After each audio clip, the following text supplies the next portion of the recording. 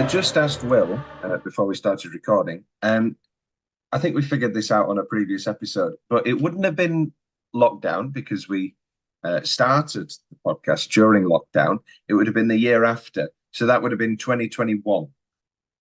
I think we did start in 2020. We did, but we recorded the first Sondheim episode on Tuesday, the 11th of January, 2021, presumably. All right. Ah, wow. Okay. There you go. And due to a litany of because because by the time that so So you were that at is sea. I would say you being at sea was the main factor.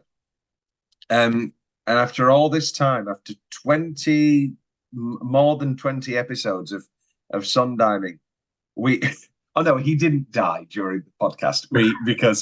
He died, it was planned, and then he died. For this episode. Yeah, we planned his death. No, we planned the death of. Sorry, we planned the 8th series and then he died. And there's, I didn't know we're sponsored today by AG1. We're not actually. I wish we were. It'd be a lot fucking cheaper. Do you like supplements, Will? No, I know you take all sorts in the morning. Is that I'm guessing you have your family makes a batch of smoothie and then decants it into various plastic bottles and keeps it in the fridge. No, Will. No, Will finds it very, very. I've got a bottle of water here, Will. Will finds it very, very funny that me and my family have a lot of bottles of water, because it's just easy and you can take them anywhere. And it's anyway. I'm not being mocked for that. How to end the series on Sondheim was always well, not really. I planned it straight away. We're always going to end on celebrations of Sondheim, because to give us a chance, basically, to talk about the 80th birthday concert. However, since his death, obviously, we've had a couple more that have cropped in, for better or for worse, including the 90th birthday stream. No, that's a lie. The 90th birthday, he had his birthday stream before his death. Yeah, they let him. They let him see some of the worst performances. Anyway, and then obviously the Old Friends concert, which was devised in last year, summer of last year, as a big one-night charity concert, absolutely sensational. Everybody came and they recorded it. Well, that's what we're going to talk about today. But it then actually had its own London run, which I did go and see, and it is now going to go to America as well. But let's start with 1993's Carnegie Hall concert, which I guess we won't talk too much about. I think it's one of the weaker ones. Very, very bizarrely structured, and like, on one hand, because this episode was scheduled 2 weeks ago and I was on time for it, Will was not, and so I watched everything in quite a close, succinct, and I presume that you watched it a little bit more stretched out. So Mm. on one hand, there was a bit of, oh, do I have to listen to, Send in the Clowns again? Oh, do I have to listen to this? So on one hand, I was quite happy about the differences that this concert had. But on the other hand, to have your first song be Joanna? Yeah, and in a Sweeney Todd suite as well, like an arrangement. Yeah. So it was all.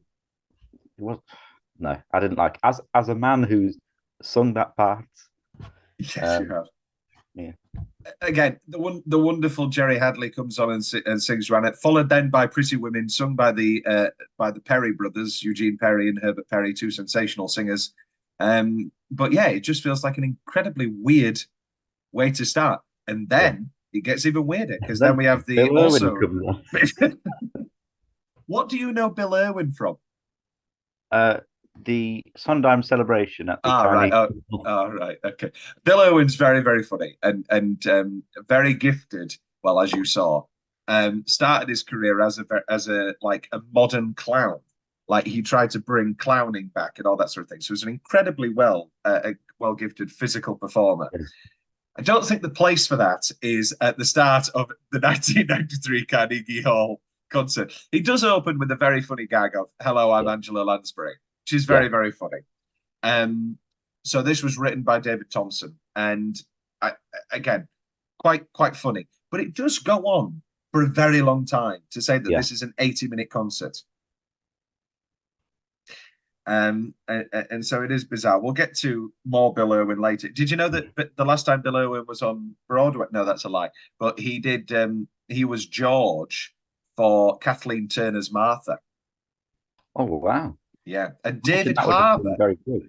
Yeah, it would have been. And David Harbour was Nick. Ah, Interesting, sort of like big burly man instead of how you'd typically cast Nick. We are talking for those not in the know about art. Who's Fred Virginia Woolf? Don't you know? Written by Edward Albee. who's Uh, afraid of you can do that with the? That's it. That's one to think about. that is one to think about. But then we have to pay for licensing fees, and it's 3 hours long. Catering. I'll play Martha. You could play George. Then again, talking about bizarre ordering of songs. Then we get Loveland from Follies, which is a beautiful song. We both ranked it quite highly. It didn't make it into the canon, but again, what an interesting choice. GMT, what is that supposed to say? Oh, of course. Then we get the first successful performance of the show, which is Getting Married Today, which, spoiler alert, is my number one of this performance. I think Madeline Kahn's absolutely sensational. It made its way into our rankings in this version. I've always liked it. Love Madeline Kahn with all my heart. So for these, we've done our 5 best, some honourable mentions, and a couple of worsts as and when we can. Did you have? I'm guessing there wasn't much to pick from here, so I'm guessing you had Married Today in your top 5 one. Um, yes. However, I did think it was quite. It wasn't very dynamic. Intentionally, it is completely deadpanned. Like Hmm. Madeline, again, this is an Yeah. actress who we know can do obscene physical comedy, obscene, like a gift of physical comedy. So I think it's played deadpan on purpose. But yes, it does add a little less of a dynamicism. So you have then the Susan Stroman choreography of all the brides, bridal around her and the throwing of. I think Susan Justman's version is my favourite Which from one's the she? John Doyle production. Oh, well, interesting. Paul. I She is know. very I good. know my least favourite. Yeah. But she kind of does the same sort of I'm gonna talk like this and don't you know and Yeah. dead eyes. So why do you anyway. Um you know who is the worst? Enemies, everybody. The wonderful Sophie Thompson. Whoa, Sophie Thompson. Then we have Back in Business. Then Liza comes out. Yeah.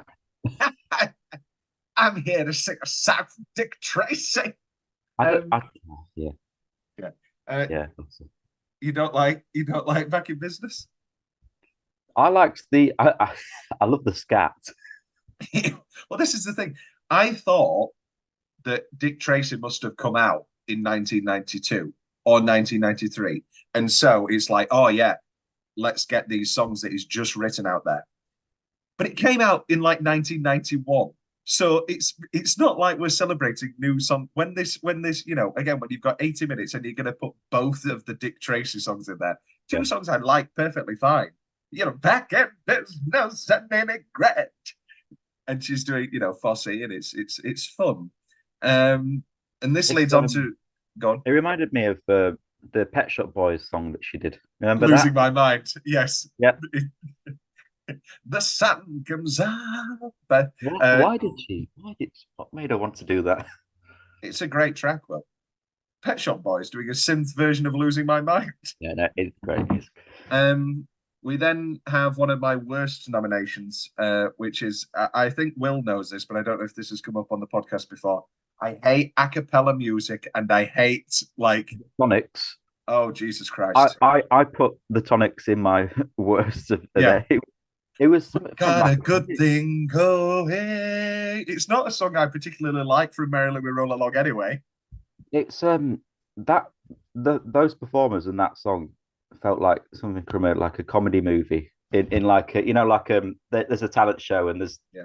a quick montage of all of the bad acts. Well, it does become a comedy movie because then they medley it into phone rings, door Yeah. chimes, in comes company. And I'm like, oh no, please give me strength. Then we get my nomination for third best, which Yes. is Dorothy Loudon's medley. Yeah. Now, Dorothy Loudon, Will, was the original Broadway Miss Hannigan. Ah. So great comedy chops, great funny Yeah. bones. And it's a weird medley. It's pardon me. It's Losing My Mind mixed with You Could Drive a Person Crazy. And she is an incredibly gifted pianist, and she stands, she goes and sits back down. Just when you think it's going to be a 50-50 medley, she then starts going back and forth and back and forth, and she has these eyes that could kill you. And for me, it worked. Did it work for you, Will? No, it's in my top. Yeah, I liked it very much. Because on one hand, I mean, yeah, You Could Drive a Person Crazy is funny, but on the other hand, she's then taking one of Sondheim's saddest songs, if not arguably his saddest song, and turning it into quite a humorous number. But it works. There is an experimentation quality with this concert that I do appreciate. I just don't think succeeds. Yeah.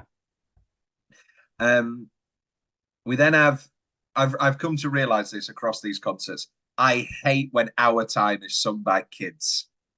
I know it's the perfect song, but like at the end of Old Friends, when the Sondheim Society comes out, here when the Boys Choir of Harlem, led by Betty Buckley, it just really annoys me. And it's never sung badly. Everybody's wonderful, but it's just something about just slightly grates on me.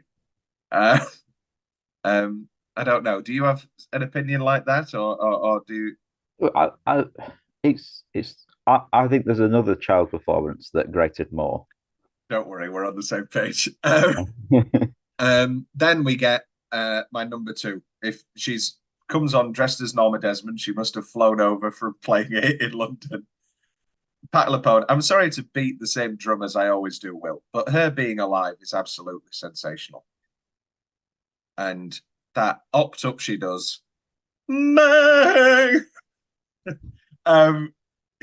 It's sublime. She cuts out all of the dialogue and just does it through straight minutes, 2 minutes and 10 seconds or whatever it is. I mean, it's a go, pardon me. Sorry, I'm yawning. Somebody took me out for a pub quiz last night.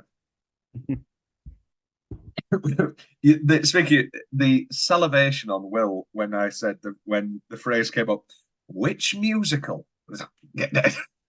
Oh, no, sorry. Unfortunately, we're with people who were like, "Oh, Tom knows musicals. Tom knows a musical." Yeah. I was like, Yeah, sorry. Well, they didn't know you. no. Last time I saw that woman was at the end of high school, and I liked.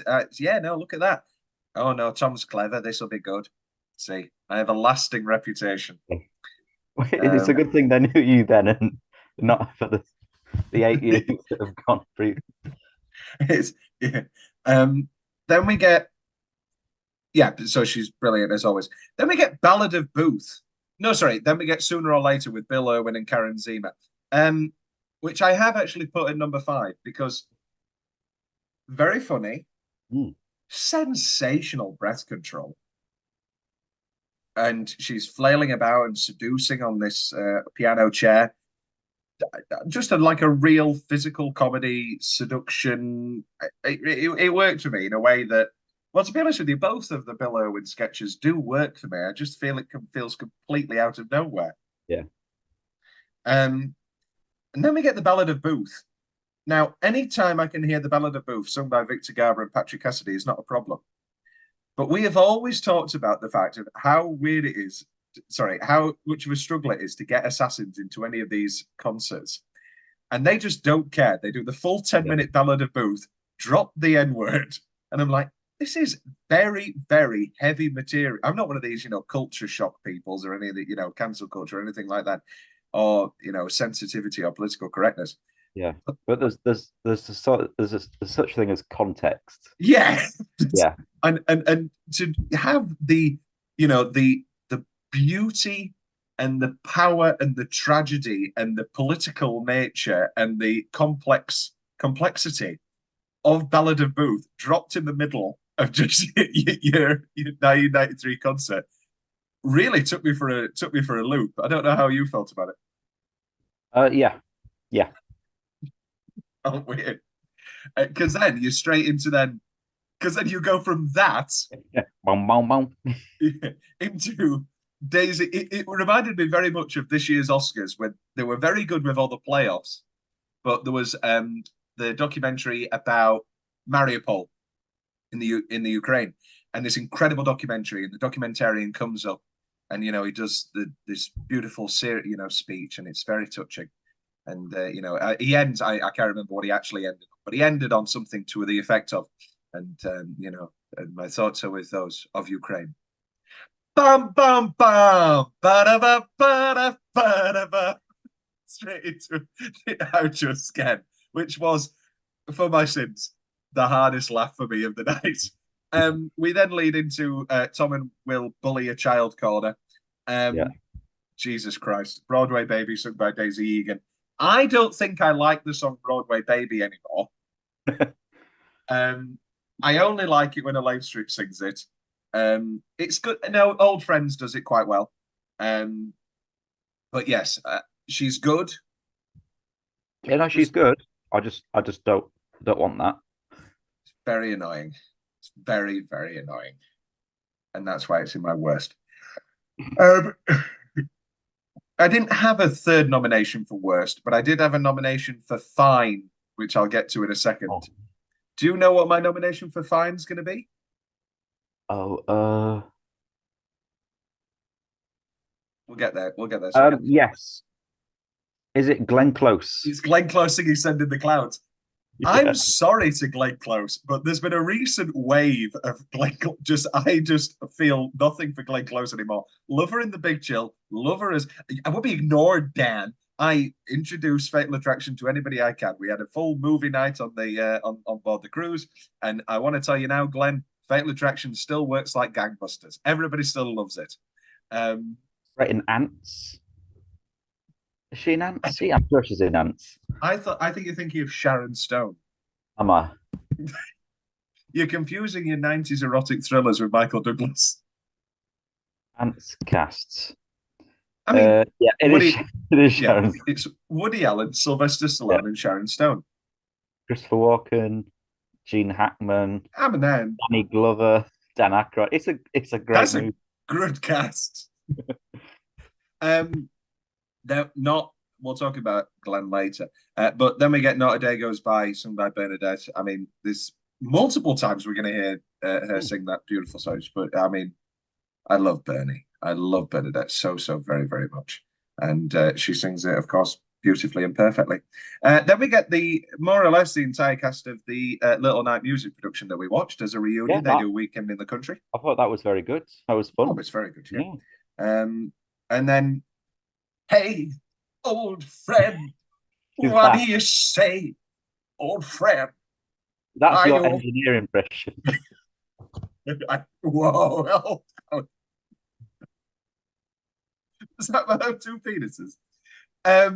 The and it's wonderful, and then everybody comes on, and then Bernadette. Oh no, Liza brings out Steve, and with Bernadette, what have I put here? Oh yeah, no, and then he talks about the cathedral of music, and it's very touching and it's very sweet. Um, but there are better concerts. Um, I don't like, but I like in a sense that these are all kind of like what's it called? Message in a what's it called? Time capsules. Like everybody's wearing their AIDS ribbons, and it's like very clearly 1993. Which leads me on to I didn't. Did you watch the Kennedy Center Honors? I can't remember if you. I did. I did. Yeah, so another time capsule. Mr. Um, President. yeah. Bill. The only thing I've written down for that is Bernadette doesn't know the words to Old Friends. Doesn't she? I didn't Uh, notice that. no, she clearly doesn't know the words. Well, That's what she's doing. Luckily, she's got two guys with her to help her out. what if she just stopped and go, anything you do, let it come from. I haven't got my Bernadette's hard. Patty's Yeah. easy. Elaine Stritch is easy. Glenn Close doesn't do anything. Uh, Patty. We open up with Angela Lansbury. Oh, well, that might be the biggest thing that's happened since we started recording. The death of Angela Lansbury. Manifested. She talks about anyone can whistle. And then I found this very funny. I don't know if you did. She says, and thank you for Nelly. And nobody claps. There's no response. And so she has to say, yes, thank you for Sweeney Todd and Mrs. Lovett. Because we know that it's Nelly Lovett, but nobody else in that audience knows. And then there's this bobbing. And then we get Company, sung by Jason Alexander and Scott Bakula and Bernadette Peters. Now, don't want to be rude. Love Jason Alexander. And he was in the original production of Merrily. Love Bernadette Peters. And, she was in the original, as we know, Sunday Into the Woods. Scott Bakula was in an AIDS concert for Anyone Can Whistle. But is this really the three, like the Kennedy Center Honors? It's always that, the biggest people in your life and all that sort of thing. And, Mandy couldn't show up. We couldn't get, no, nobody Mandy else. was going for a walk in the Peak District. Don't get me, it's so funny. And Steve clapping for Bernadette is a meme. It is a GIF. I've sent it to you many, many times. He wasn't out at the time, but him queening out over Bernadette Peters, I think you could probably guess. And then we get Old Friends again, like you say. And then not a bad choice, and it works, I guess. But Scott Bakula singing Not While I'm Around sings it well. No, it was. Oh no, it sung it very well. I think it was an odd choice. It felt like a Michael Bublé concert. Yeah. That look. I've been collecting water samples in algae ponds recently, and that looks a lot like what I've sent to the lab. But it does have all the nutrients you need. So AG1, if you do want to sponsor us. Then Bernadette Peters sings Not a Day Goes By again, which is wonderful as always. I think the biggest thing to say about how many times she sings it is that we go from 1993 to 2010 to 2024, and I watched her live this year, and she still sounds exactly the same. It's amazing. Then we get Jason Alexander singing Calm, which was brilliant, which is a song that didn't make it in from Funny Thing Happened on the Way to the Forum, because you wanted to put in the funeral song or whatever. Doesn't Mrs. Clinton look lovely? And Bill doesn't respond. Then we get a night waltz, and then Angela sings Send in the Clowns, and I thought she did a good job. Yeah. And then we get Side by Side. Each one of these concerts varies on whether they do Side by Side or whether they do what would you call it? Old Friends. Yeah. Okay, before our next break, we will talk vaguely about the Sondheim 80th birthday proms. Yeah. Um, I'm glad because you put BBC Proms and 80th birthday as separate things. So I was stressing I can't oh, find the BBC Proms anywhere, but I've done the 80. Yeah, it's the same thing. Whew. no, it's not the same thing. Is it not? Did you not watch the 80th birthday with all the No, I women did. in red? Yeah, Okay. no, yeah. Oh, thank God. Thank God. We need to talk about Elaine Stritch for 25 minutes. Um, no, they were, but it was his 80th birthday. So Yeah, the Brits did a proms yeah, and it was in the Lincoln Center. Anyway, um, we don't have all of this to talk about because there's, legalities. Again, just yeah. fucking put out your DVD. I will buy your DVD. I've said this so many times. I will subsidize the production costs of National Theatre Live putting out Blu-rays. I have them all. I illegally have your Who's Afraid of Virginia Woolf and your Follies. But I will still buy your Blu-ray. Just let me buy your Blu-ray. Sunday 80th birthday starts with the frogs, invocations, and instructions to the audience. Yeah. That was a heavy breath, Will. Yeah, well, it's an interesting opening, isn't it? Well, you're This not is a going to bit. do it halfway through. Yeah. Simon Russell Beale and Daniel Evans. I didn't know Simon Russell Beale could sing. Hmm. Um, I was queuing you up there, Wilter. Can he? No, no, he is. He can sing, but it is all in that tone of humour, shall we say? Yeah. The Follies Overture, played by a Proms orchestra. I mean, wow. I prefer the Follies Overture to Merrily We Roll Along. I'll be honest with you. Yeah, I mean, it's great, but yeah. the swell of Hmm. it's wonderful. Um, and then we get into the woods with Julian Ovenden and Daniel Evans, who both sing it full opera. Now, I understand the sort of sensibility of the Royal Albert Hall and all that music and all that, the ability to have a larger voice, a grander voice. But do they lose some of the comedy with this opera-ness of it all, or how did you? I mean, you're more versed in agonies than I am. The guy who played uh Cinderella's prince, I think. I've seen him sing Maria before at a proms. Julian Ovenden. Yeah. And I get what you mean. It's more technique over. Well, he's trained. Yeah, he's. I mean, Julian Ovenden? The Sound of Music Live, and and I thought you'd know who Julian I Ovenden know him was. from Maria. Um, the most beautiful son. He's no, he is obviously a talent. He's a but it's an acquired taste, shall we say? Um, I think he's funnier in Old Friends and better Yeah. in Old Friends, but we'll get to that later. Um, then we get him singing "Being Alive," sorry, which is Hmm. excellent, which is astounding.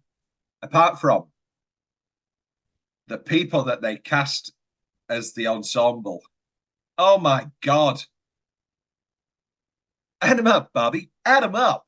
They're all awful. I feel I don't want to bully ensemble performers, as I hope to be one. There's a reason why some people get leading roles and some people that audition are in the ensemble. On That's the all I'm going ensemble. to say. Um, he walks on so slowly, everybody claps, and then what do you get? Al Pacino. Yeah, what? Somebody, hold me too close. Somebody, me, today, mercy, follies. I don't think we've talked enough about mercy, Oppenheimer. What's happening? Christopher Nolan, Emma Thomas. Now, I got an envelope, and inside, and he's holding it like this. He's like, I'm holding it. I got to open the envelope to see who's won. Incredible moment. Incredible moment. What's better, that or uh, uh, Oh, come here. La La Land. The Warren's still going. Power to Warren. It's the no, it's the producer who's fuming. You know who that man is? Oh no, sorry, wait. You know the little man. This is No. one for Oh, the the guy dreamers. who kept going on. Yeah. That's Mark Platt, Ben Platt's dad, Oh, who is the oh, but major that's a Nepo baby.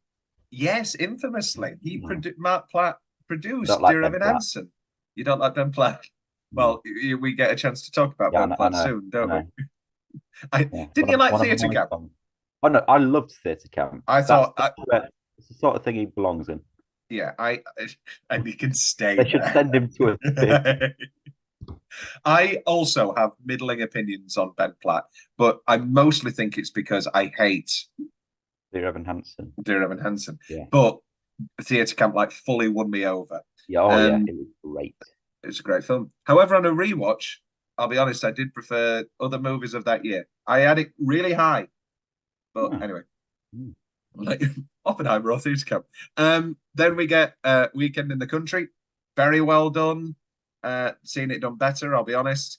And then Broadway Baby again, pretty good. Nothing to rave home about. Oh no, sorry. Oh no, I put that in my worst nominations. Caroline, what's it? Caroline something. Don't want to be rude. Caroline something. Very grating, very annoying. I don't like the song anymore. I don't think.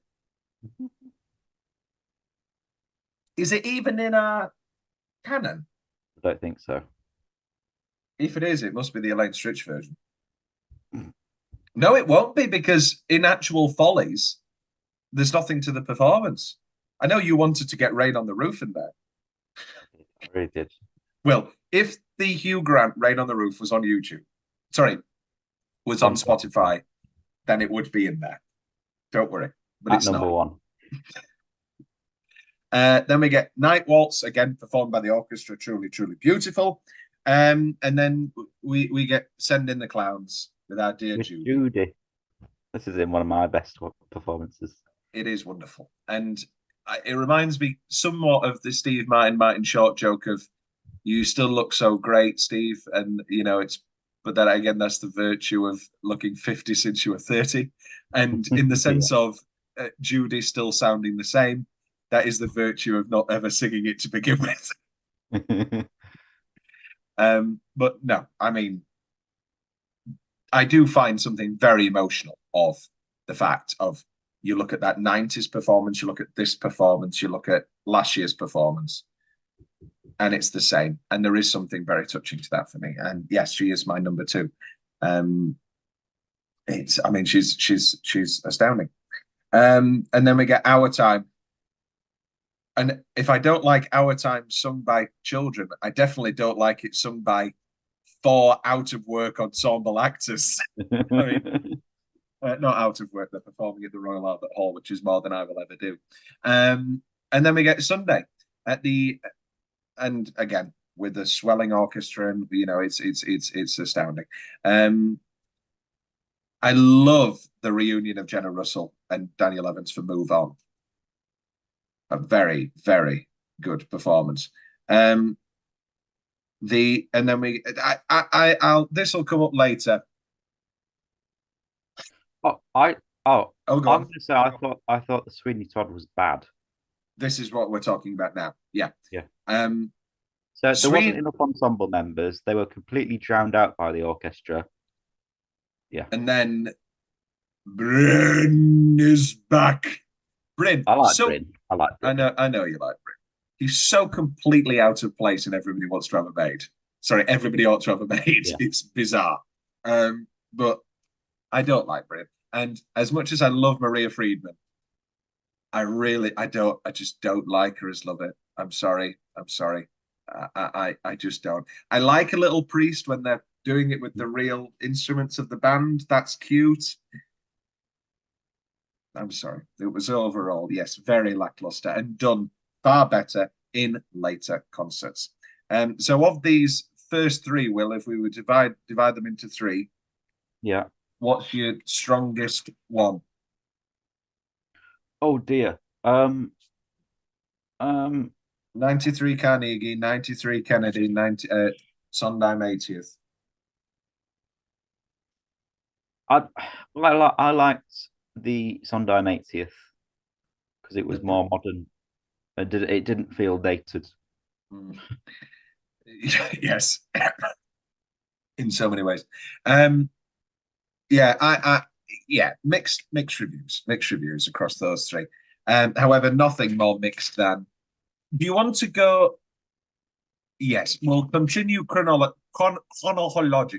We'll continue chronologically and then do the 80th birthday Lincoln Center concert, Yeah. which is, sorry to be rude, the best.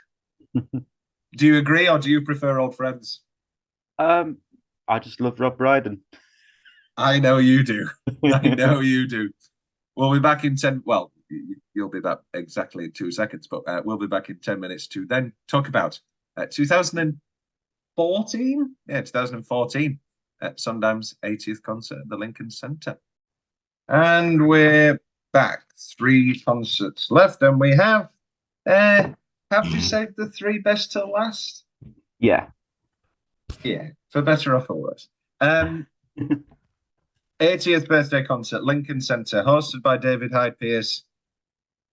Everybody's there. It's This is the one that whenever you see concert clips of people, this is always from this. you'll have through the years seen most of this anyway, won't you? Yeah. Oh yeah. Yeah, yeah. Absolutely. And I watch it like, I mean, like all, like not, it never ends. My watching of this just in constant rotation. We open with the the the great Sweeney gag of the Paul Giamatti constantly wanting to play Sweeney Todd. But David, it's my favorite. See, this is a sort of humor that really landed for me. It really worked because it's still about Sondheim. It's still about the music, but it's not never too long. It just completely just perfect, just perfect. And then we go into this sort of overture of overtures that blends the Forum overture with Merrily We Roll Along. Beautiful. And then it leads into Folly, the Follies, and everybody's walking on. And it's like a big birthday party. Again, subtle direction, the making it, subtle performance. I believe this was directed by Lonnie Price. Um, um, and yeah, just subtle. Okay, it's a birthday party. All right, yeah, we can do this. And then everybody's walking on and with their coats, and Elaine's there. She's got an umbrella, and you're like, oh, this is wonderful already. And we head in, and David Hyde Pierce is an excellent compare. Are you a Frasier? Are you a Frasier person, Bob? Never seen it. Never, ever, ever. You'd love Frasier. What's that a spin-off of? Cheers. Ah. Frasier Crane was in Cheers. And we open with some of the songs he just wrote lyrics for, as is described, with America from the production that was currently on, with the directed by Arthur Laurent and with the change of lyrics by Lin-Manuel Miranda and Sondheim and the linguistic juggling of that. A great performance of America. No notes, really. Nothing too astounding or anything like that. I don't have any worsts for this performance. I really do. Yeah. It's all great. It's all great. And we head now into one of my first of the top five. It's at number 4. We're Gonna Be All Right, sung by Marion Mazzie and Jack Delaney. I've always liked this performance. I've always liked this song. And this performance really solidifies it for me because of the lyrics that are changed and the lyrics that are able to be changed, and all they're able to put in the darkly comic ones, that Richard Rodgers did not want anywhere near that original production of Do I Hear a Waltz? And of course, not to get too sad or sentimental, watching this incredibly talented couple and Marion Mazzie, as we'll talk about later, of course, we do lose her to breast cancer. And I mean, she's just absolutely astounding. And yes, I guess that does sort of valorize her a bit more and make her a bit more ethereal, but she's just an amazing talent, nonetheless. And I'm guessing this was in your top five, Will, or am I completely wrong? No, no. But then I have very different tastes. We do have very different tastes. Then we have Victoria Clark singing a song from Hotspot, which I didn't know, to be honest with you, before watching it. Great song, and she sings it well. I mean, it's a fun song, very fun, and another great Sweeney gag. Um, but it's not in it's not in my any of my rankings. Um, we then have Jonathan Tunick coming on, getting his validation, of course, and he says some songs now from his tour de force, Sweeney Todd. Do we agree? I think we agree. Yeah, I think we have to agree. it's his best work, and It it's is, most famous work yeah. because it's most famous because it is the best. It's not because it's the most commercial. I guess it is the most It commercial. is the most commercial, secretly. It if you say to people talk all the time. I've seen so many interviews now of who would want to make, you chose to make a musical about people putting people into pies. Where do you come up with these kooky ideas? But in actuality, it is very commercial. It's Yeah, very funny. It also is very sad. I'd You could make the argument that Into the Woods is more commercial, I guess, in a sense, yeah, yeah. because from a commercial sense, they don't know about the second act until they've bought their tickets. So, um, and then we get, Joanna, sung by Nathan Gunn, just an excellent Oh, singer in it. oh, Is this in your top five? Or? yeah, Yeah, I thought it would be. Yeah. yeah. No, Nathan Gunn's sensational. Have you seen Nathan Gunn do soliloquy? No. Oh, he's very good. Oh, Now you gotta get ready before. Um, the Speaking of concerts and good concerts and bad concerts, recently was watching the Rodgers and Hammerstein 90th birthday concert or whatever it was. Um, Quite disappointing to be honest with you. So many weird cuts. I thought. Did you watch them do Oklahoma at BBC Proms? I thought Oh, a that was bit. sensational. That was very good. That was the The whole guy, show. the guy who played Curly was He very was good. very good. He was very good. But I'm saying with this new Rodgers and Hammerstein one, Mm. that they had that feeling of we're gonna put every song in there. So it was like we'd get 2 minutes of this, and we'd get like for soliloquy. I mean, I'm not saying we need to have all 7 minutes of soliloquy. I mean, yes, obviously that would be ideal. But Yeah. Aaron Tveit just came on. I gotta get ready, and he just sang the last minute. I was like, Did they do a puzzlement from The King and I? I haven't got to the second act yet. They might do that. There are things I am not sure of what I actually Could do. know. They could do Uncle Tom's Cabin, Ballad of Uncle Tom, or whatever it's called. The Um, Small House of Uncle Thomas. oh, pardon me. Sorry. Yeah. I'm a big King and I man. Is I King love and I King and your I. favourite Roger Hammerstein? No, Sound of Music. Oh, I love Sound of Music. It's one of the greatest films of all time. In the early days of the podcast, when like we had all the time in the world because it was COVID, one of Yeah, our one of our mini series that we were about to embark on before, but then COVID got better and we all started going to uni again and got busier again, was the Rodgers and Hammerstein movies, which yeah. we've never got back around to. We might in the future, who knows? You're gonna love tomorrow, some wonderfully by for Starling talents.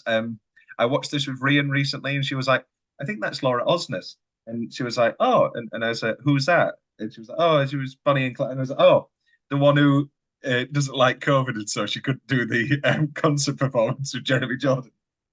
It's not that she doesn't like COVID; she doesn't agree with vaccines, I think, but that's another matter. They sing "You're Gonna Love Tomorrow" wonderfully. Um, Now you have Nathan Gunn down for his performance of Joanna. I have Nathan Gunn and Audrey McDonald down for their next performance of Too Many Mornings. Wow. Very good. Absolutely astounding. I do have a slight honourable mention for badness, just for why are they kissing so much? I don't like kissing in concerts. I mean, it feels. I don't know. Am I a fuddy duddy? Am I old fashioned? I can see what you mean. Um, and then we have this period of the concert where people come on and sing what they from original casts. Yeah. And so we get John McMartin singing Road You Didn't Take, which is a sad song as it is. But to see this man now in his 60s or 70s, possibly, singing Road You Didn't Take, I mean, you want to talk about the weight of a life. He sings it brilliantly. Very, very good. But it's no, not yet, not yet, not yet. We've got something far more important. Oh, we got Elaine. Is it Elaine? No, Elaine finishes. We have. Sorry, that was so angry. I know that Elaine finishes because Elaine finishes, but also because there's an interview where she's talking about this night, and she says, "And it was just sensational. Every single performance got better than the last." And then it takes two. Oh yes, of course. They both sound like 1987. It's so weird. Why has Joanna Gleason not done more Broadway work? She's great. I love Joanna Gleason. They sit down, they look at each other. You've changed, it's so, and everybody laughs. And Chip's wonderful, and they just so very, very good. And once we're past, oh, it's very, very good. And most importantly, this is an okay kiss. I don't mind this. They do the thing, and then again, it's quite tender. But again, we're dealing with people. This is a bit so bizarre to do these things 40 years on and still be great. This is in my top 5, by the way. Oh, it's my number 2. It's a great song. It Takes Two is overlooked. Not for us, Will. It's firmly in our canon, and I love it. We'll talk about It Takes Two shortly. Then we get Growing Up, which was not a song that we thoroughly enjoyed in Merrily We Roll Along when we watched it, and we could tell that it was the song that had been added through the years. And so they get Jim Walton, who was in the original production and of course never got to sing it, and Jim Walton could play the piano, and it was great, to be honest with you. I thoroughly enjoyed it. I love Jim Walton as a performer. And then we get this finishing the hat into Move On, which is my number 3. The King. Call me Mandy. I mean, astounding. It's great. Bernie in Gold. Again, move on. It just and Mandy in his classic black t-shirt. Bernadette Peters. I like to imagine that Bernadette Peters didn't know what Mandy Patinkin was going to be wearing and comes on and goes, "What the fuck?" There's this long flowing gold dress with a tail on it. Not a tail. What's it called? A train with a tail. Sorry, I thought it was singing "Hello, Little Girl." Mama said straight ahead. I could do that. I just can't do Move On. It goes too much into Patty for me. Yeah. When I do it, yeah. Can you do it? No. You've been too busy working on your Mandy. My Mandy's great. My Mandy and my Hearn are. Okay. Well, let's talk about Hearn right now. Yeah. Michael Cerverus comes on. George Hearn comes on. Patti LuPone. It was excellent. This is what we talk about when we're on about, perfect humor in concerts. Patty, what's on? Leaves. This is going to be awkward. You first. Yes, I was. After you. Yes, you were. Do you think there was a conversation of no? He has to play Turpin. Yeah, he has to. And it's wonderful. I have this maybe my number 1. It was my number 1, Tom. Yeah. Pretty Women / A Little Priest. Oh.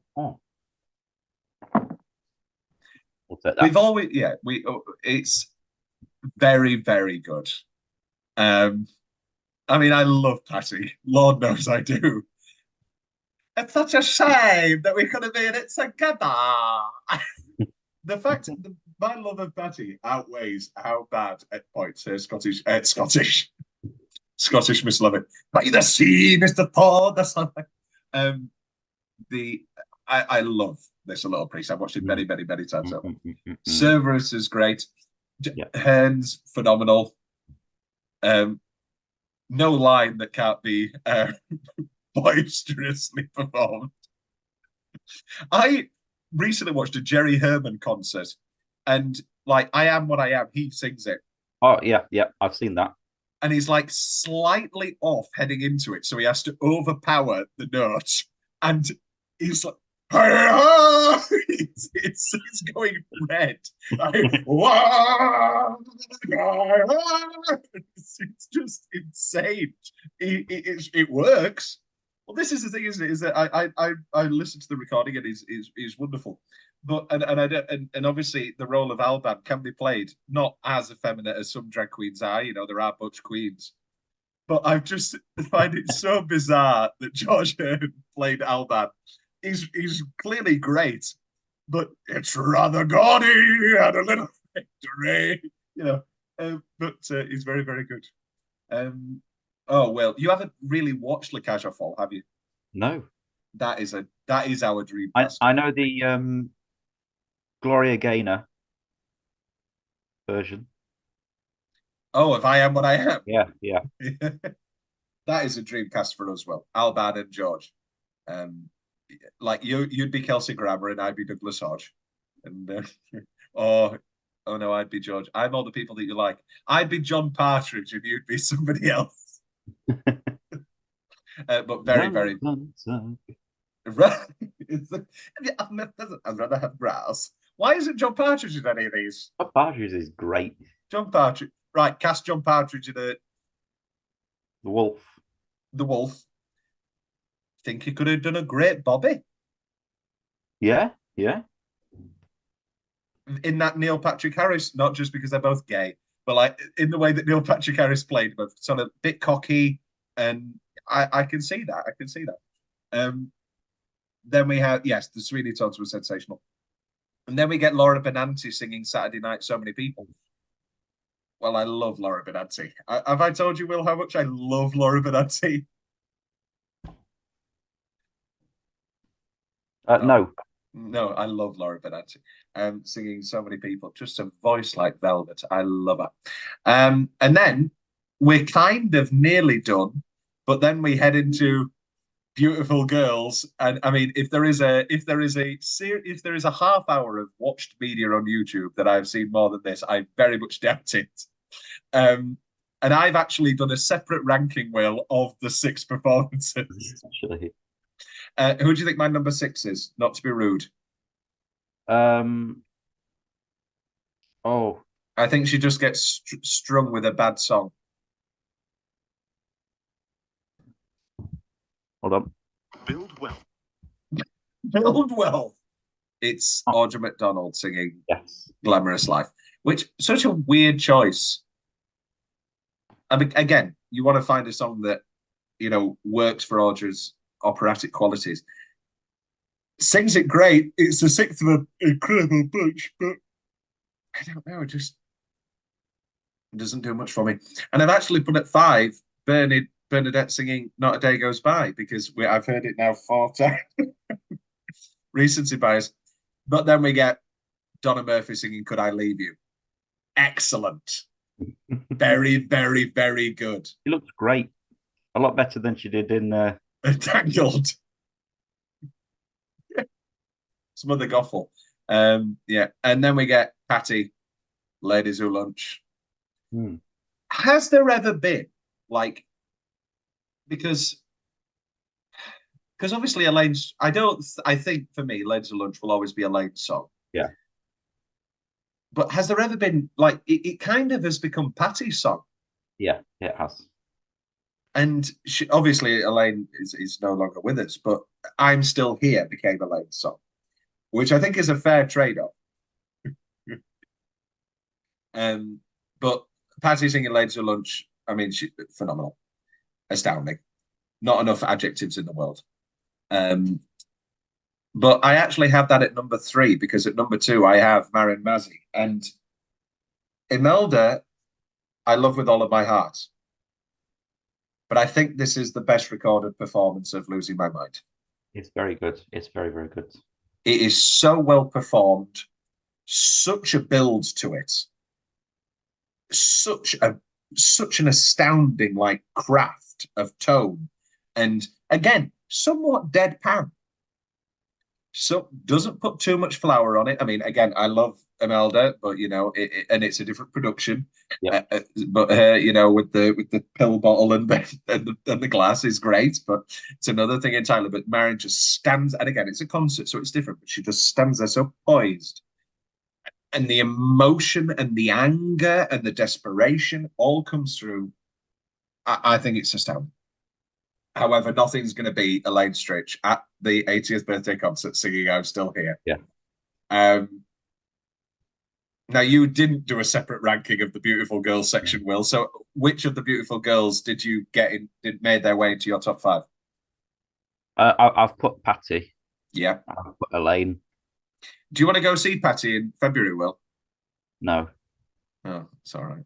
Nobody does. Does nobody like Patty LaPone anymore? Never mind. Does nobody wear a hat?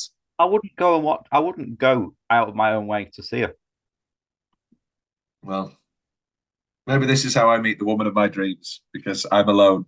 Well, no, if I'm alone at a Patty concert, then Yeah. might not be the interest. And then Sunday with the Broadway casts that are currently on. I mean, it's all of these concerts do Sunday because Immortality. It's a beautiful song.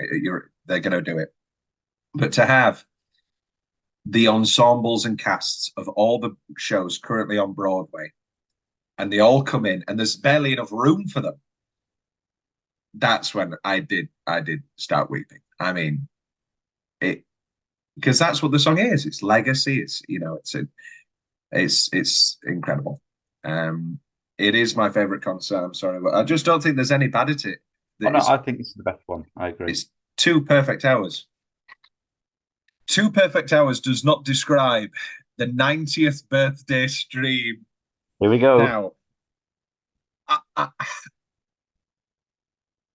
COVID was a terrible time for everybody.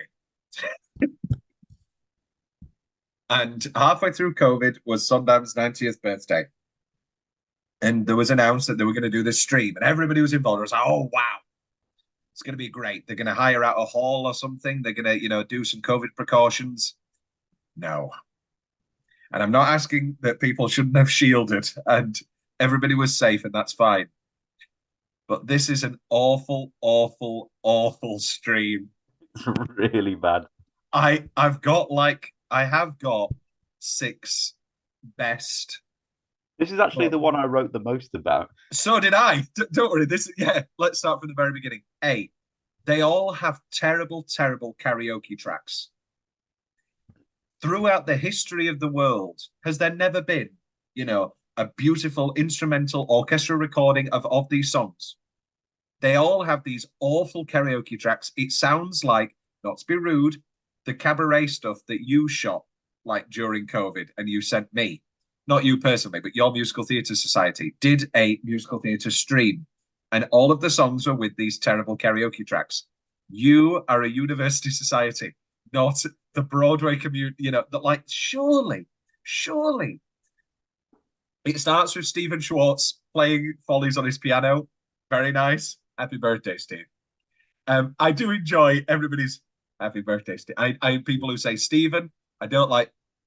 Well, we'll get to it later, but I don't like somebody who's very happy birthday, Mr. Sondheim. And I'm like, oh God, you know exactly what I'm talking about, don't you? The orchestras of Broadway play Merrily We Roll Along. If you can get the orchestras of Broadway to do Merrily We Roll Along, why can't you get them to do all of the other? I'm clicking like I'm on RuPaul's Drag Race, but why can't you get them to record all the other songs? Now, we then have Sutton Foster. Now, I hate Sutton Foster as it is. Yeah, this wasn't her best performance, was it? This is atrocious. She's singing There Won't Be Trumpets. Her child comes on. It's shot so weirdly. It starts from above. It's like in the roof, looking down. it's being shot in like Dexter's murder lair, like, and it's shot from above, and then the camera moves. She can't find the camera. She's like, "There are giants in the world, no, but there are villains, there are trumpets." I'm like, oh my god!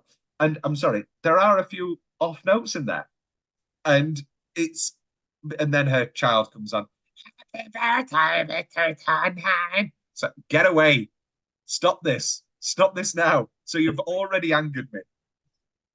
Then, sigh of relief. Neil Patrick Harris doing the Witcher's rap.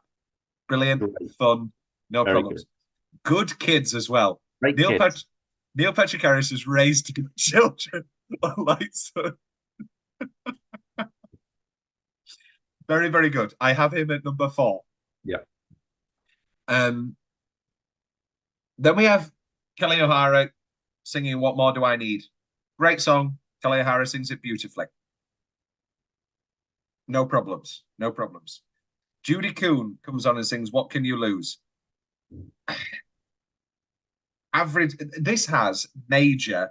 At when I studied in Philadelphia at the University of the Arts, which unfortunately is closing. My thoughts to everybody. They had a Sondheim part of the thing that they had to do. I wasn't involved, but like the third years had to do it, and it was like everyone was doing like, I'm actually doing So Many People from Saturday Night. I'm actually doing I Remember from Evening Primrose. I was like, okay, yeah. You don't want to sing Send in the Clowns because everybody sings Send in the Clowns. But on the other hand, I do want to hear Send in the Clowns. Yeah. Then we have a lovely message from Victor Garber. Then we have another one of my nominations for worst. Katrina Link singing Joanna. You can start, Will, because I imagine this really annoyed you. Yeah, shit. Creepy. Mm-hmm. She sings it acoustic. Joanna, I hear you, Joanna. It's like, no, doesn't work in any way, shape, or form. Then we have Aaron Tveit singing "Marry Me a Little." I thought he was very good. Yeah, no, it's I'm not the biggest Aaron fan, but I thought it was very good. Apart from when he went, "I can be your right arm," and he puts his right arm up and looks at it. What is happening? I know COVID was hard, but did everybody have fog, COVID fog? Like, I could be your right arm. Then we get young Sheldon coming on, singing "Finishing the Hat." I've always loved Sondheim from when I was a very young age. And I thought he was quite cute, and no problems there. However, then comes Ben Platt and Beanie Feldstein. Oh dear. Oh dear, oh dear. It's bad. This is real bad. Now, this was when, had she already failed in Funny Girl, or was that? Yes, she had. Was I she believe... what was the consensus that she was set up to fail? No, I don't think she was set up to fail at all. I think they wanted somebody with more comedic chops, perhaps, than Leah Michelle. She wasn't set up to fail. Why? You think there's a conspiracy that they then to have even more rapture about Leah Michelle coming into the show? Yeah. No, certainly not. This is my big note. If the greatest musical theatre actors of our generation can't do good self-tapes, then how the hell do you think actors of this world will ever get into rooms and ever have successful careers? If Mandy Patinkin can't do a self-tape and Bernadette Peters can't do a self-tape, then why the hell do you think people on their first roles you will ever get a glimpse of what they can actually do? Thank you. And then we get "We've So Little to Be Sure Of," Brandon Uranowitz, who like vaguely alludes to how it's about COVID, which I thought was quite touching, actually, and I thought he sang it very well. Then we get Then we get Melissa Errico singing "Children and Art," which she sings beautifully, but she readjusts the camera at the start. Were you in a rush? Why can't you just start again? And then at the end, oh God. And then at the end, I gotta go make dinner. Bye. Piss off. What are you doing? Why? Why? Nothing angers me more than the weird looseness of this stream. Then it's Randy Rainbow doing By the Sea. Did you think it was funny? Yeah, it's all right. It's good. It was nice enough, wasn't it? Yeah. Then we get The Miller's Son, which I do have Yeah, in my. I like The Miller's Son. She was very good, Eleanor Stanley. It's a Very, great very. song. It's a great song. Um, then it's right. This is where, yeah, I don't even. Did you watch the stream live? I did because I was a No. fool. And I messaged you saying this is really weird and bad. Mandy just sang lesson number 8 in a field with his dog. A, he sings it well. B, it is a weird choice until you listen to the lyrics of, George wants to see people out on Sunday, people walking on Sunday. And it's like, okay, yeah, COVID. We don't forget how awful it was. But like, yeah, good choice, Mandy. You're singing out just in the middle of your field. George wants to see the people on Sunday. And it's like, okay, interesting. Thank you, Mandy. Don't want to do finishing the hat or just something like that, please. Then we get Steven Spielberg coming. Hi, it's Steven number 2 here. I forgot that Sondheim died just before West Side Story came out, if you remember. Yeah. And he's talking about how he has more movie knowledge than me and Marty combined, which I found very interesting. I do know that Sondheim's a movie buff, but like Spielberg and Scorsese are famously the biggest movie buffs of. But yeah, then we get Maria Friedman. Oh, I love Maria, but singing Broadway Baby, she kind of goes a bit Marilyn Monroe near the end. It's interesting. However, we then get Will. 1 minute. We're not doing this right. For this, to talk about this next song, we need to be right here. Do you know what I'm going to talk about, Will? Are you gonna sing Giants in the Sky? There are giants in the sky. This is below the bad list for me. This is terrible. I hate him. I hate the man. It's number 3. I think I've told you recently. I think that I've worked out why I don't like him, and it's because I can't respect him as a composer of musicals. I don't see him in the same room as Lloyd Webber, Sondheim, Rodgers and Hammerstein, because that's where he is. But I can't respect him in the same way.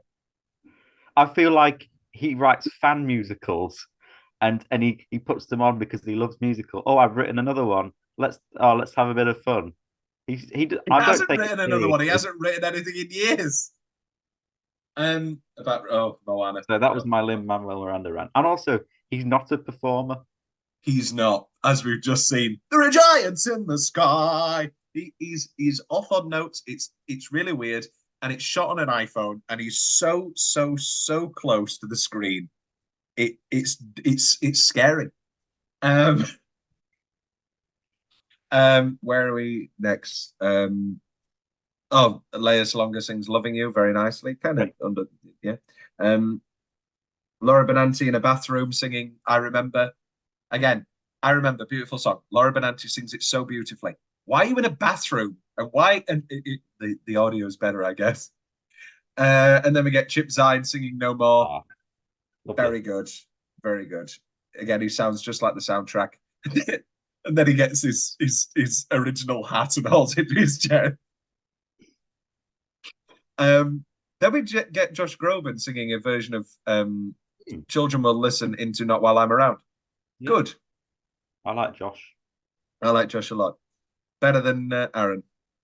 Yeah. Brian Stokes Mitchell sings "Flag Song." A great song, sung very well. And do you know why?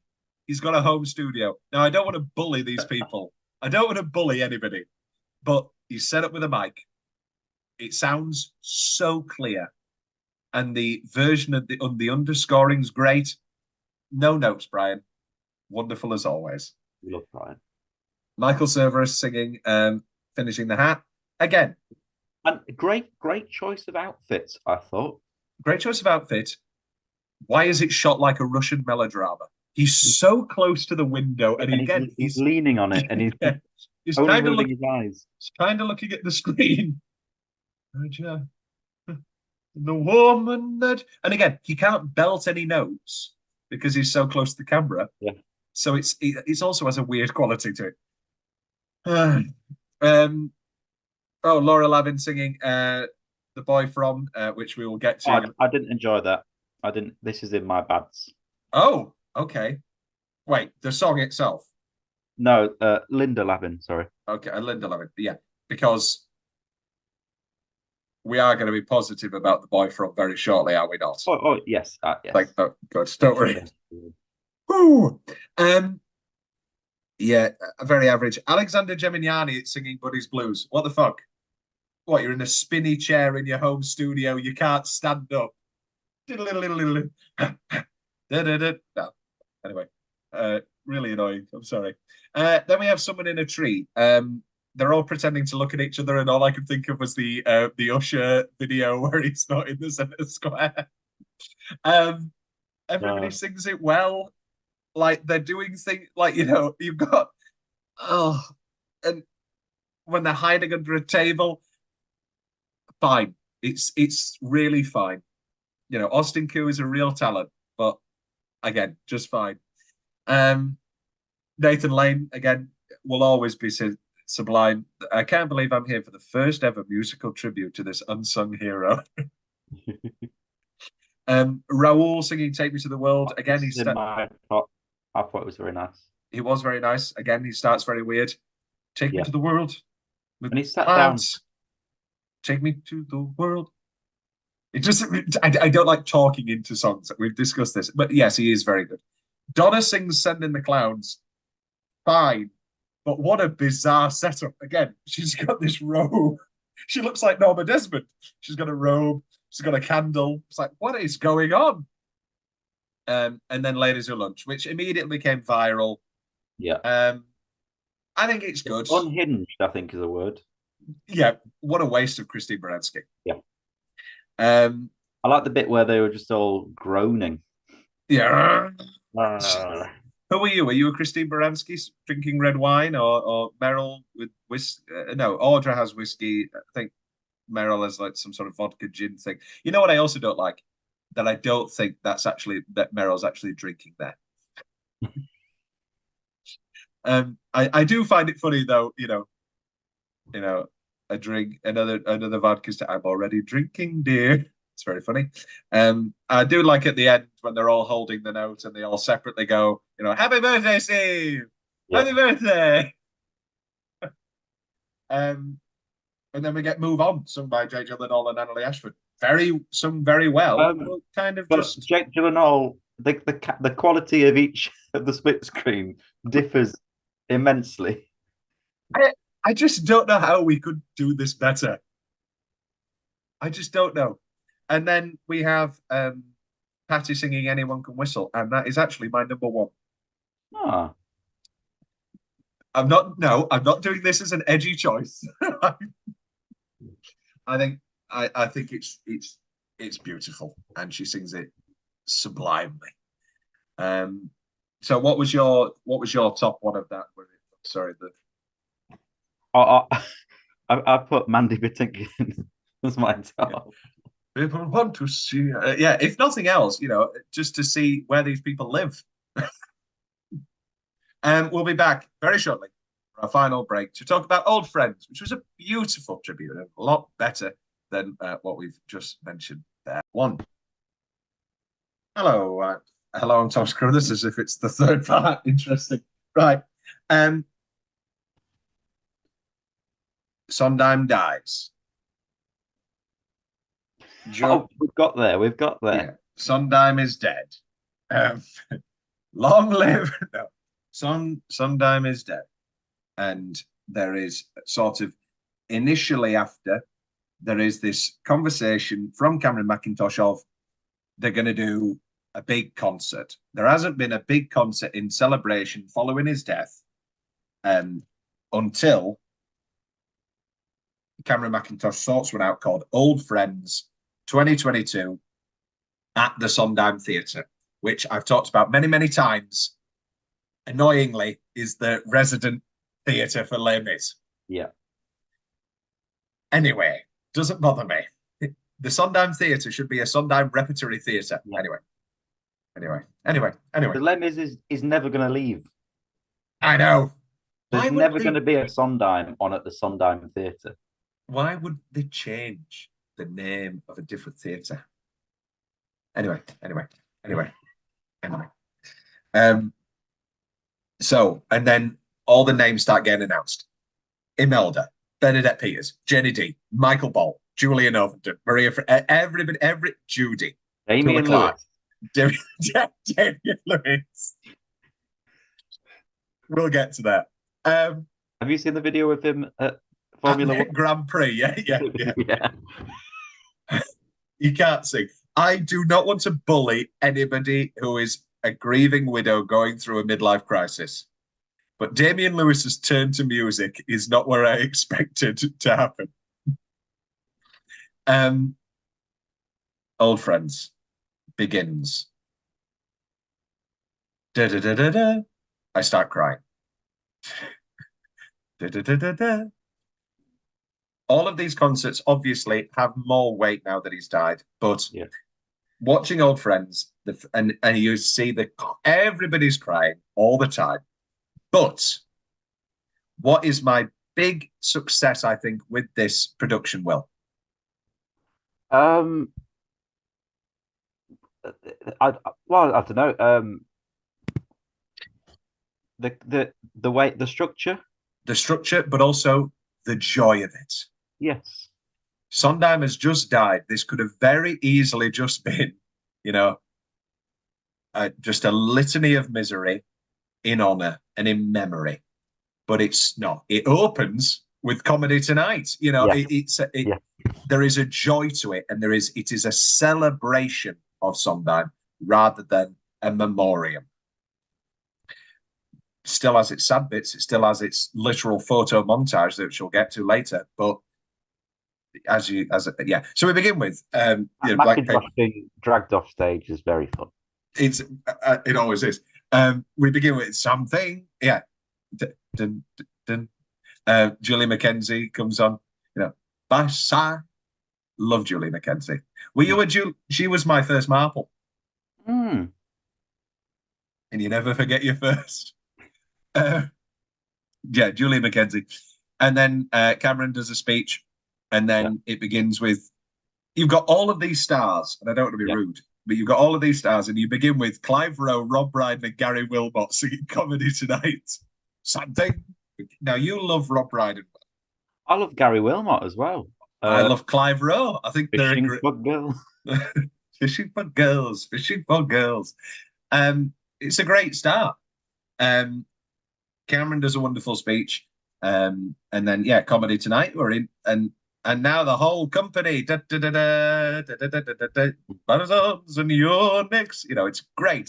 And they're building and building and building. It's what a start. Straight into very quick. Everything gets its due. And for a concert that for 2 hours 10 fits in so much material, nothing feels rushed. Nothing feels I'll take it back. This is my favourite one, Tom. That's okay. It's the best one. That's all right. I'll allow it.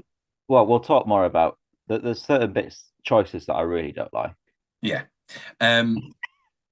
Something I do like is Hayden Gwynn and Rob Brydon singing Little Things You Do Together. Great. It's great. Very, very funny. They're both very. And she's no longer with us now. She dies within so they do the concert, then they announce it as a run in London, which I went to go see. And Hayden Gwynn was supposed to be in that run in London and gets the terminal diagnosis and she was in like 2 days of rehearsal and then is rushed out. and she's like, I think it's 2 weeks after the announcement that she's no longer going to be in the show that she died. I mean, it was obscenely quick. And to say that she's performing, well, we'll get to that later. But like, we'll get to it later. Uh, but her little things we do together it's brilliant. It's funny. It's great. You know, playing on how small he is, the little bride and boy. Um, and then we get Janie D. You Could Drive a Person Crazy, Anna Jane Casey, and the woman who played Gussie in. I'm sorry to be rude. I don't know her name. Who played Gussie in the Merrily We Roll Along that we watched. Very good, very good. Just fabulous women in fabulous dresses doing a fabulous song. I love it. It's wonderful. Into Live Alone and Like It. Da, da, da, da. Clive Rowe, great stuff. It is. And I could be that guy. What's that, Tracy Beaker? No, it's Sister Act. Oh, right. Yes. Did you go see this tour, Will? No, I the so the person playing Sister Mary Patrick, the funny one, Means nothing to me. played our Ava Peron and love it. Oh, wow. Yeah, You'll love it. yeah. When I was in Rotherham. Oh, in Rotherham, right? Yeah. My desk called me sad. I was expecting. Yeah, and then we get Michael Ball. Oh, here he is singing "Loving You Is Not a Choice, It's Who I Am." Beautiful, Michael. Very good, very good. Well, I guess flag when I say things, flag whether they are things that you didn't like or made it into your best or anything like that. Oh no, I enjoyed Michael singing that. It was nice. Yes, it was very good. And obviously it was his song. Yeah. No, it wasn't. Was it not? No. Oh. It's Fosca sings it, remember? On the Yeah, train. Well, from that show, from his show. Yes, it's from his show. It is the show that began with him climaxing, yes. Mm-hmm. Then we get Anna Jane Casey singing "Getting Married Today" in a thick northern accent. When I mentioned not dynamic enough earlier, this perhaps is too dynamic. I've put this in a category I'm going to call not actually that bad, but I also don't like it. I don't know if Anna Jane Casey might actually be northern. I have no reason. I don't know, but Google where she's born. Will Anna Jane Casey? But I don't know. Just didn't work for me. I'm sorry. And you're in agreement? Yeah. Oh yeah. Lancashire, Salford. All right. Okay. Salford, So she's not putting it on. Pardon me, is everybody here? Because if everybody's here, I want to thank you all for coming to the wedding. Yeah. She's not putting it on, but also I don't like it. It feels like she is putting it on. Then we get Into the Woods. Yeah, great. I enjoy all the lanterns. It's nice. Yeah, it was very, very good. Yeah. Very, very good. Then we get Agony, sung by Michael Xavier and Julian Owen. This was good. Yeah, this is very good. This great sort of scar. Great what? Oh, great scar. Yeah. Brother! I also love Michael Xavier doing some great improv with the audience and Julian Owen just having no time for it and going, brother! Michael Xavier is who I saw as Joe Gillis at the London Coliseum with Glenn Close in Sunset Boulevard. That's the end of that sentence. Then we get, right. Yeah. Okay. Oh, go on. Yeah. Interesting choices.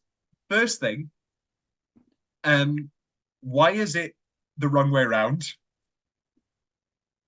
Second thing, I think it's quite funny, and Bernadette does it quite well. Yeah. Damien Lewis as the wolf is a gag made for me and you. Look at that flesh, nice and blah. Hello, little girl. I think he does a good job. He does. He's having fun. He's having a lot of fun. He's having a lot of fun. He doesn't A hit. great costume, actually. Great costume. Great costume. I loved He all the does. costumes. It was It was it a was very great good show. concert outfits. Um, he obviously didn't pull off twice in one day. There's no possible way.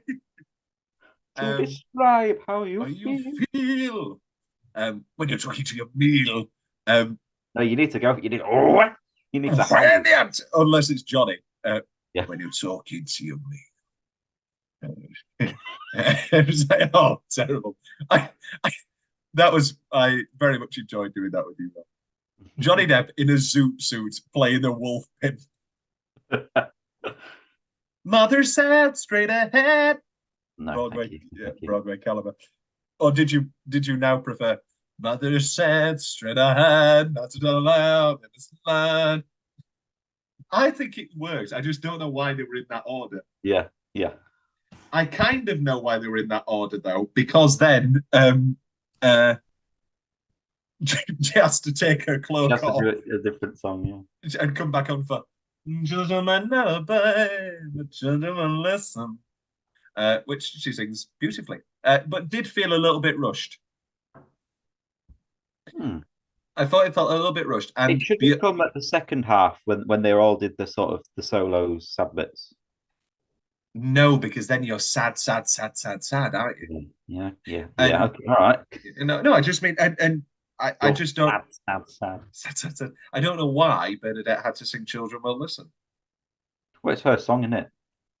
Yeah, I know, and I all right, but she's you could have given somebody else that and not have it felt so rushed. I don't know. That's what I would do. Why couldn't Judy sing it? Judy can't sing it. I She know, can't I know. see. She can't sing and she can't see. Speaking of I, which, oh god, I was going to quote Dunkirk.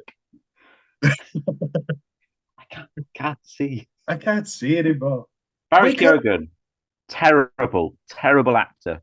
Why And, did and he looks like he's been stung by a swarm of bees. Will?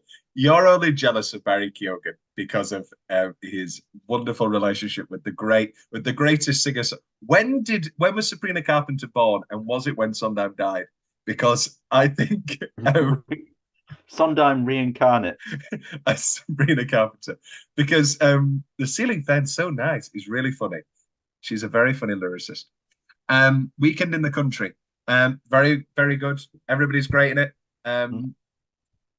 Janie D as Countess Charlotte or whatever she's called. I mean, love Janie And D. then our mate comes along, Mr. Maria. Yeah. What? Yeah. No song that can't be sung like an opera song. And then we get Judy, who Oh, still got it. oh. Very sub. You know what I wasn't ready for? Don't bother. They're here. It's like, oh, Judy, where's don't bother. Where has the anger gone, Judy? But she sings it beautifully. Have you seen sorry, have you seen Surya McKellen's I Hate the More speech from Macbeth? Not from from Othello. Yeah, it's my ringtone. No, I haven't. He goes for it. Because when I played Iago, it was sort of like very calculated. It was like, well, as most people do, it's I hate them more and it's sort of broad. But he just sits down and he goes, I hate. He goes full on screaming. It's great. It's great. I'll send it to you. I remember Patrick Stewart talking about. I talked with Ian about Macbeth, and I said, "What's the key to tomorrow and tomorrow and tomorrow?" And he said, "The most important word is and," which is true. And I now am imagining him going. I was talking to Ian. What's the key to Macbeth? And he goes, "Just get really angry." Bill's checking his emails. I'm trying to find The video. Yeah. Then we get Time Sweeney stamp. Todd. Now I don't want to be rude. Was Sweeney Todd a little bit disappointing? I really didn't. First of all, why is he wearing Michael Severus's costume? Because that was the costume he did wear. Okay, all right. I didn't see. You didn't. I did. Why didn't Imelda play Love It? This is my biggest. This is my biggest thing of all time. It has annoyed me for years. I Will. She's backstage. She's She's there. She's there. backstage. She's fucking there. She's backstage. She could have come out so easily. Oh, anyway, Yep. anyway, Yeah. it really annoys me as you Yeah. can, Me as you too. can see, as you can see. Yeah. Pretty Women was great. Yes. Sorry. No, it's all right. Jeffrey Seacombe plays Turpin. Jeffrey Seacombe is a Sweeney himself. So when they did it again in London, he played all of the Todd parts. He was great. And to be honest with you, he was maybe a little bit And better than before. I quite liked the transition into a Little Priests using Turpin's death. Yeah, no, it worked for a well concert. Done. Yeah, well seeded. Well seeded. And I liked Toby. Come on, take the body off. Yeah. It was good. It worked. It worked. It worked. But yeah, she's backstage. Yeah, that really irritated me. What's the Harry Potter? How dare you stand where she stood? I nearly said, who did Imelda play in Harry Potter? And then I remembered she's the greatest part of all, Dolores Umbridge. Then we get Ladies of Lunch, performed by Hayden Quinn. A song so oversung. Sensational. And and every note perfect, performed perfectly. Like we talk about how, a lot of so many of these songs, people just like shout it or act it or all that sort of thing. But when it's balanced, like the best Ladies Who Lunches are, and it's sung as well as it's performed, I've got it at number 3, and that is really not a valedictorian, a boosting of her death. I thought when I watched it on my iPad on the middle of the ocean, I'd just been, oh my God, it was a tumultuous romantic time, and I downloaded it to my iPad and watched it anyway, that's another story. That'll be in the book. And then we get Bernadette coming on as Dot. And Dot, what does this say? Harmony. Sunday. Good choice to end the first act with Sunday. Yeah. Because we've seen it, everything end with Sunday over and over and over and over and over again. And I also liked, did you notice that Maria Friedman and Jenna Russell and Bernadette, the last 3, they all have their own parasols. That's nice. As the 3 dots, which is known as an ellipsis. What if they released a covers album called as a band called the Ellipsis because they were the 3 dots? And then we get Act 2, which opens with the Merrily Overture, beautiful, into Tonight Quintet. Very good. Great set. Great set. And then we get this extended Broadway baby comedy sequence with Gary Wilmot. Yeah. And Julia McKenzie. It's actually a song by Stephen Sondheim. We'll have to use all our fingers then, shall I? Right. Very funny. Oh, Gary. And everybody comes out, very funny. Helena. Is that a joke? Like when she gets the role, is that the joke of, actually, we all know she's not the most talented, but she is a movie star, so she got the role? I think so. I think so because she's wearing the outfit as well, isn't she? In preparation for Maid, though. Yeah. I really don't like, what's her name? The woman I don't Bernadette like. Peters. Yes, I hate Bernadette Peters. Are you on about Rosalie Craig? Yeah. Everybody is having such a fun, happy time, and she comes out and sings it sincerely. It's like, anyway. This show had very little Rosalie Craig, and I was happy for it. Then we get the boys. You get the Hick on the Boys. Damian Lewis, Rob Brydon, and Julian Overton. And don't forget, Sean Phillips. A maid. Just circling around. Yeah. Oh. Very funny, very good. Right. Great stuff. Maids like me. I'm neat. I like maids. They're neat. Lots of thrusting from Damien, Mm. but very, very good. Very, very funny. Um, into three comedic set pieces back to back to back. Yeah. I thought it worked. Then we get You Got to Get a Gimmick with Bernadette. Oh, I I saw You Got to Get a Gimmick. So I went to I think I messaged you about it, not about this song, but I went to like a review show in like St Albans area. Um, Radlets, that was it. And she must have been in her 70s, and had a big like light up LED, very revealing costume that was very saucy. And yeah, it was it was great. that's how it should be done. Yeah, Which leads me to my point of Anna Jane Casey should not. Why yeah, is she in this? It should be Maria Friedman, or it should be, one of the older women, for lack of a better way to say it. Um, it just feels so out of place. Like Bernadette is so like quote unquote, she's not past it. Obviously, she's sensational, as we'll find yeah. out again later. But like she plays that It past was a it so star of well. yesterday. Yes, and uh, Bonnie Langford has to have it in her contracts that she Yeah. has to do the splits. Very funny. And I just think Anna Jane Casey just kind of throws the balance off, and you know, and she's too didn't enjoy that part. Waiting for the girls upstairs was really dull. I I don't really know. like Charlie Stemp. Yeah, of course you do. No, he's good. He's very good. He's very good. Yeah. Oh It's no, no, it. no. I agree with you, but I just wanted to say I really like Charlie Stemp. Yeah, no, he's good. He's good. He's good. Um, and then we get Petula Clark singing "I'm Still Here," which is in the category of not actually bad, but Yeah, but yeah, nothing to it. escorted off stage. Scored on stage by Charlie Step. Is that why you like Charlie Step? Because he is. When she goes, "I'm still here." Uh huh. Uh huh. And I was like, "What? What is going on?"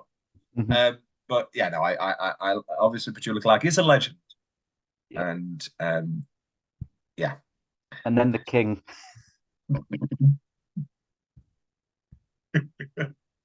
um, very good. Mm. Slightly not disappointing, but just like could have been better, baby. Yeah. Michael Ball singing Could I Leave You" should be again. You've got Janie D. She's backstage now, but I'm okay because Michael's great. Um, then we get Buddy's Blues, which I think Gary Wilmot does an excellent job with. Apart from when he walks on stage, undoes his bow tie and goes, "My turn."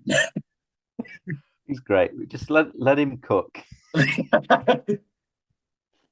He's very, very good. And he does it like we like it with the Yeah. schizophrenia.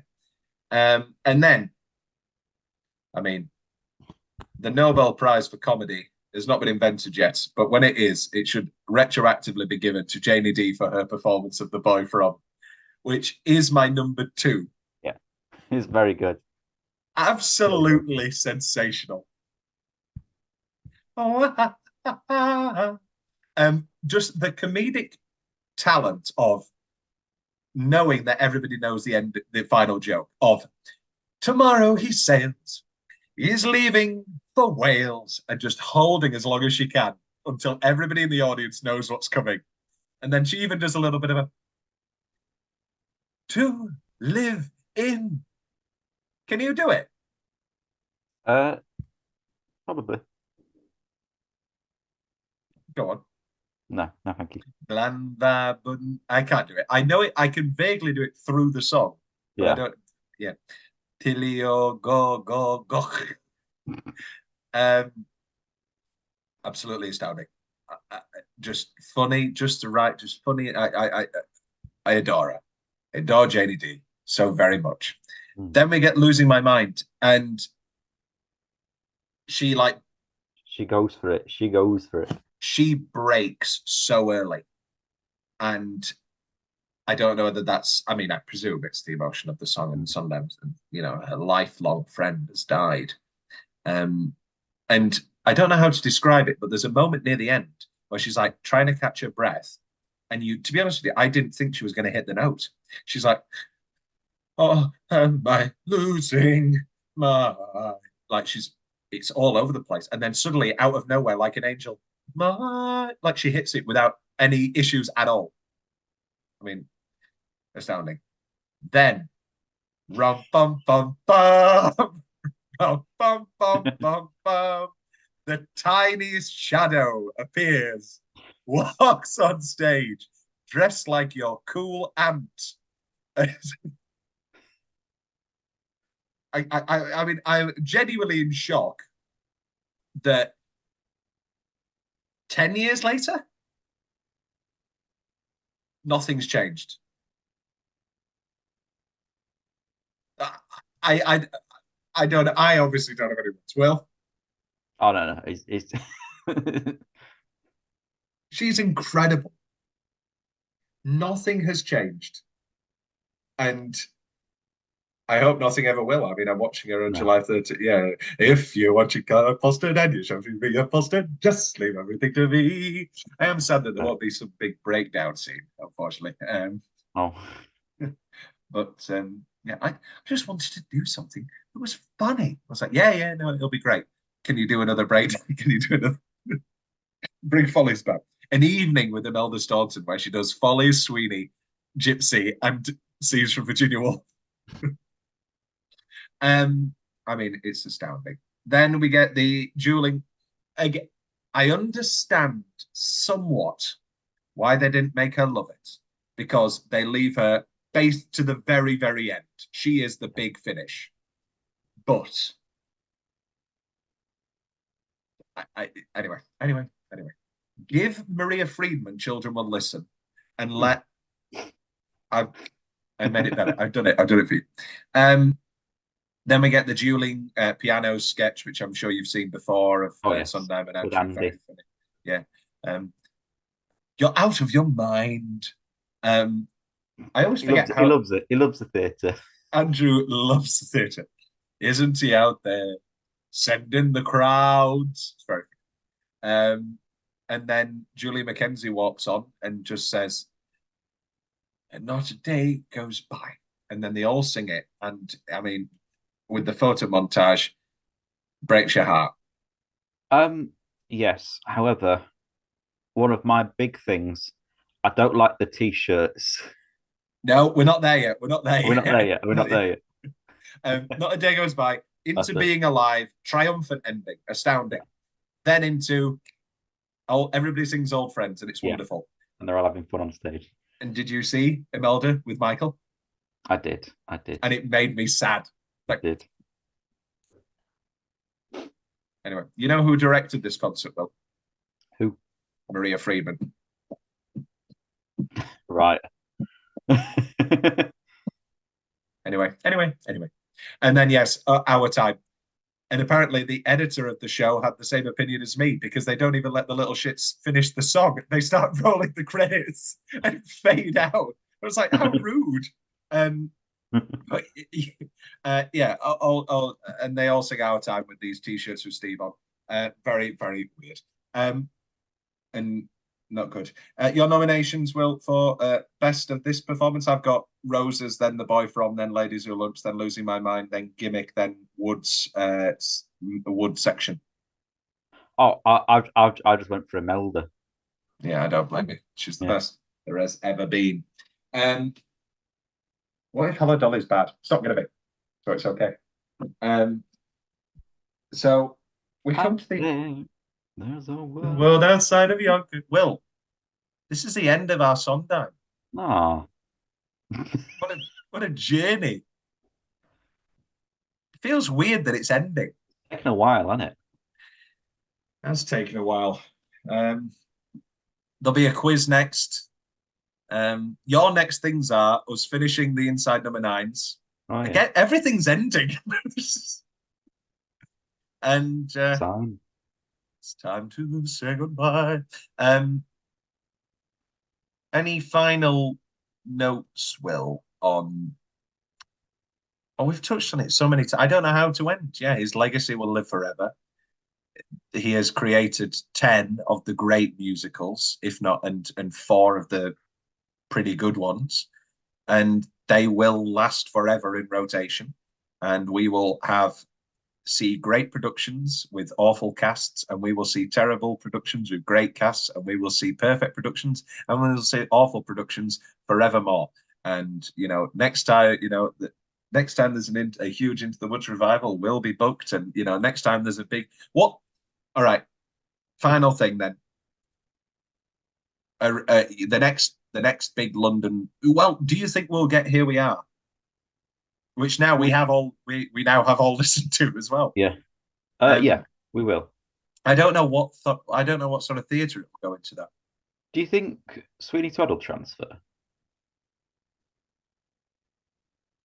It's a fine production by all accounts. Our last one was 2012. Could do. I don't know who with. Michael Ball. Michael Ball and Imelda Staunton. I don't know. But the joy is that we don't have to worry, that we'll get one a year forevermore, most likely, until we all die. But no, what? I like Pacific Overtures. I want to see that done again. Why didn't you go to the Benier Chocolate Factory 2 months ago? Oh, I didn't know. Didn't know. Oh, there you go. Many, many, many things. I'm still Folly Sweeney Company. Is that your top? You're still Woods Sweeney Company? Sweeney top. Yeah. Yeah, I think that's Follies is definitely fourth. That's yeah. It's an incredible show. I think Assassins is 5. Assassins is a great show. They're all great. This is the joy. They're all great. Even Anyone Can Whistle, Will. Anyone Can Whistle is great. As much as you hate it, Anyone Can Whistle. Imelda's in it. Imelda, Michael Ball announce we're going to do another Sondheim, and they do Anyone Can Whistle. Are we booked? Yeah. There you go. Right. Okay. Well, thank you very, very much for this extended Sondheim series that has lasted 4 years. Felt like 4 years. We're all so much older.